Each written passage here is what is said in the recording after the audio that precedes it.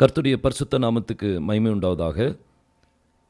இன்றைக்கி நம்ம இன்னொரு எழுத்தை குறித்து நம்ம பார்க்க போகிறோம். 4வது எபிரேய எழுத்து. அதை தாலத் அப்படின்னு சொல்லுவாங்க. தாலத் அப்படின்னா வாசல். இப்போ உங்களுக்கு 2 விதமாக நான் உங்களுக்கு காமிக்க போகிறேன். ஒன்று மாடர்ன் ஹீப்ரூவில் தாலத் இப்படி எழுதுவாங்க. அடுத்தது ஏன்ஷியன் ஹீப்ரூவில் இந்த விதமாக எழுதுவாங்க.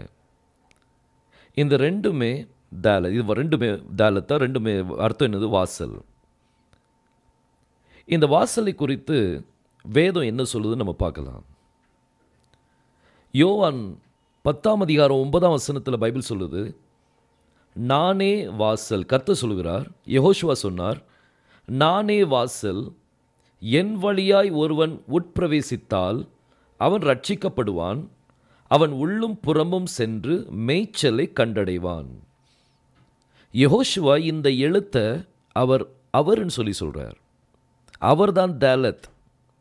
இந்த நானே வாசல் அப்படிங்கிறதுக்கு எபிரேய மொழியில் எப்படி சொல்லுவாங்க அப்படின்னா, அனி ஹா தாலத் அப்படின்னு சொல்லுவாங்க, அல்லது அனோக்கி ஹா தாலத் அப்படின்னு சொல்லுவாங்க.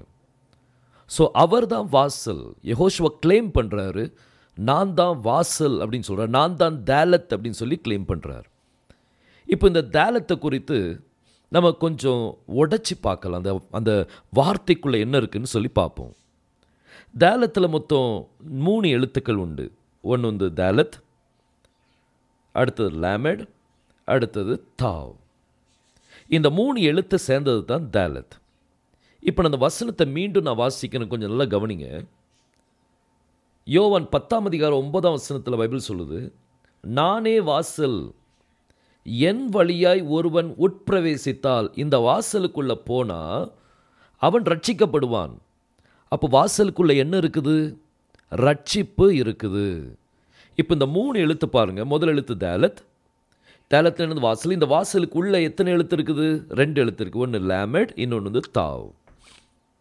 ஆனால் கர்த்தர் சொல்கிறார், என் வழியாய் ஒருவன் உட்பிரவேசித்தால் அவன் ரட்சிக்கப்படுவான். அப்போ உள்ளே ஒரு ரட்சிப்பு அடங்கியிருக்குது.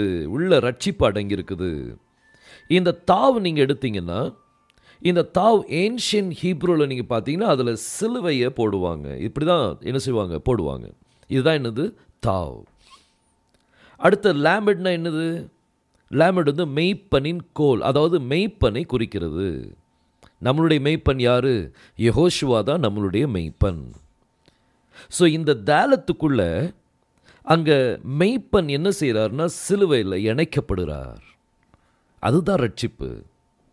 வாசலுக்குள்ள ஒருவன் உட்பிரவேசித்தால் அவன் ரட்சிக்கப்படுவான். உள்ள என்ன இருக்குது?